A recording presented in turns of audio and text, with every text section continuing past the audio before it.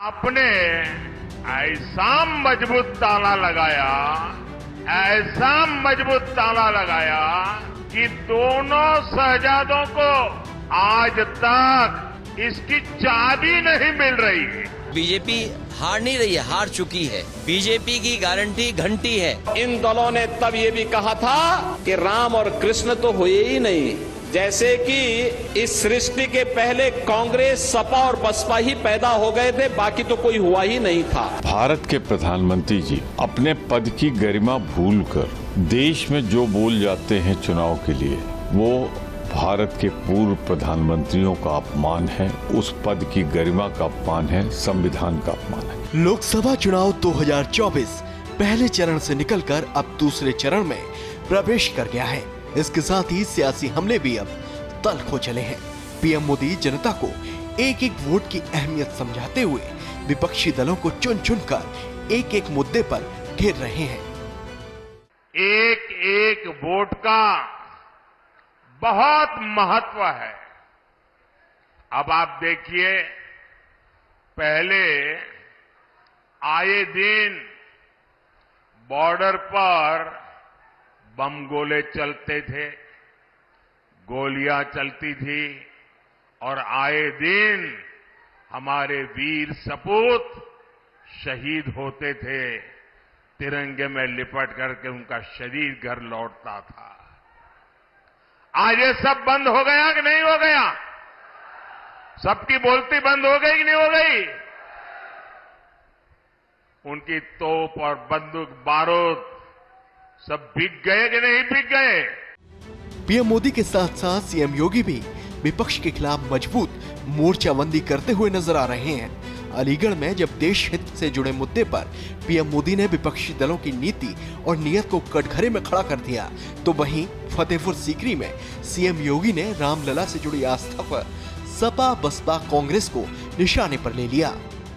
एक तरफ कांग्रेस थी, समाजवादी पार्टी थी, बहुजन समाजवादी पार्टी थी। राम जन्मभूमि के लिए हमसे कहते थे क्या प्रमाण है कि राम का जन्म अयोध्या में हुआ, ये लोग बोलते थे। और इन दलों ने तब ये भी कहा था कि राम और कृष्ण तो हुए ही नहीं, जैसे कि इस सृष्टि के पहले कांग्रेस, सपा और बसपा ही पैदा हो गए थे, बाकी तो कोई हुआ ही नहीं था। ऐसा दिखाने का प्रयास कर रहे थे। बहनों और भाइयों, वो तो मोदी जी का प्रताप है, इनका झूठ फेल हो गया और मोदी जी के कारण 500 वर्षों का इंतजार समाप्त करके अयोध्या में रामलला का फिर से प्रकटीकरण हो गया है। पीएम मोदी का साफ कहना है कि कांग्रेस, सपा जैसी पार्टी ने जनता की कभी परवाह ही नहीं की। पहले लोगों को सरकारी योजनाओं का लाभ नहीं मिलता था, राशन नहीं मिलता था, बिचौलिए ही लूट लेते थे। साथियों, कांग्रेस, सपा जैसी भ्रष्ट पार्टियों ने आपके परेशानियों को उनकी कभी परवाह नहीं की। गरीब को पैसे देकर भी पूरा राशन नहीं मिलता था, बिचौलिए ही लूट लेते थे। आज अलीगढ़ और हाथरस के लाखों साथियों को मुफ्त राशन मिल रहा है। इतना ही नहीं, पूरा राशन मिल रहा है। पीएम मोदी विकास और जनता से जुड़े मुद्दों पर सपा और कांग्रेस की कार्यशैली को बेनकाब कर रहे हैं, तो वहीं सीएम योगी खुलकर अयोध्या, काशी के साथ साथ मथुरा के मुद्दे को हवा दे रहे हैं। बहनों और भाइयों, ब्रज भूमि का भी अब नंबर आने वाला है।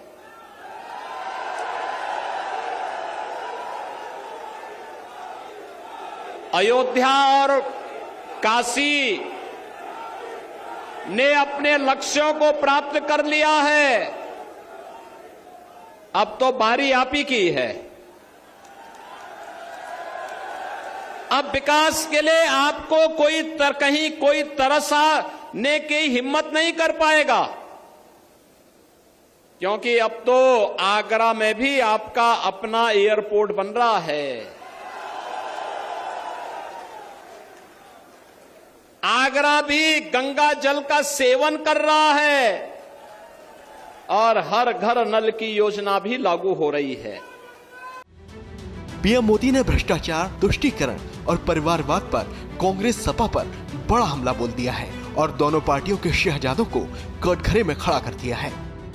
पिछली बार जब मैं अलीगढ़ आया था तब मैंने आप सबको अनुरोध किया था कि सपा और कांग्रेस के परिवारवाद, भ्रष्टाचार और तुष्टीकरण की फैक्ट्री में ताला लगा दीजिए। याद है ना? और आपने ऐसा मजबूत ताला लगाया, ऐसा मजबूत ताला लगाया कि दोनों शहजादों को आज तक इसकी चाबी नहीं मिल रही है।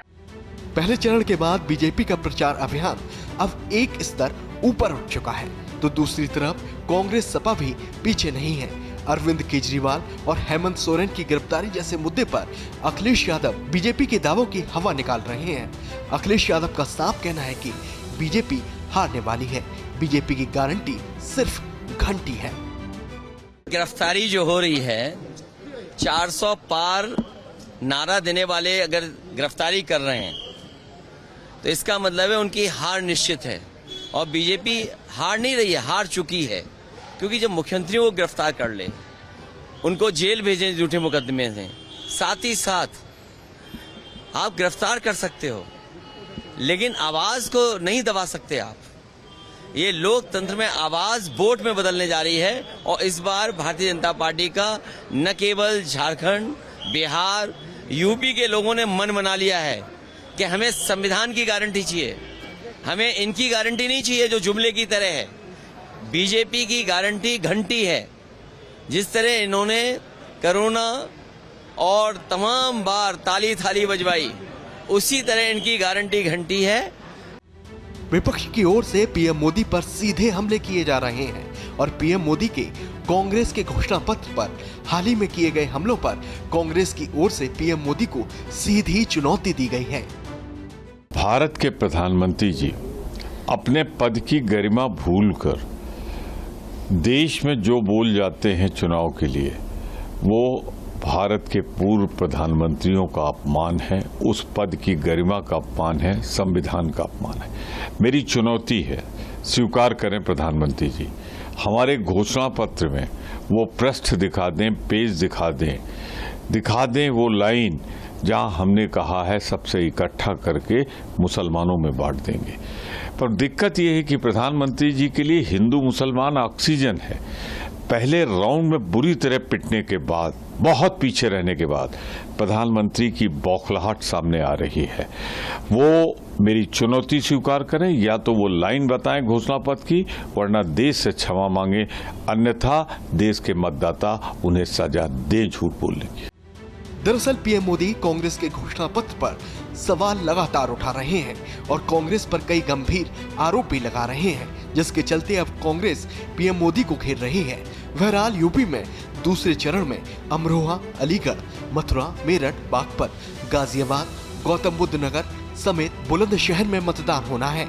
इन सीटों में सिर्फ अमरोहा को छोड़कर बाकी सभी सीटें बीजेपी ने पिछली बार 2019 में जीती थी। मगर इस बार हालात अलग हैं। पिछली बार में जहां मायावती और अखिलेश यादव साथ थे, तो अमरोहा में बीएसपी ने जीत दर्ज करके दिखाई थी। मगर इस बार मायावती अकेले चुनाव लड़ रही हैं, तो वहीं राहुल, अखिलेश इस बार साथ में हैं और इंडिया के बैनर तले उम्मीदवार उतारकर बीजेपी की मुश्किलें बढ़ा रहे हैं। ब्यूरो रिपोर्ट, श्रेष्ठ यूपी। उत्तर प्रदेश की हर खबर से अपडेट रहने के लिए श्रेष्ठ यूपी को करें सब्सक्राइब, बेल आइकन दबाएं और देखते रहें श्रेष्ठ यूपी।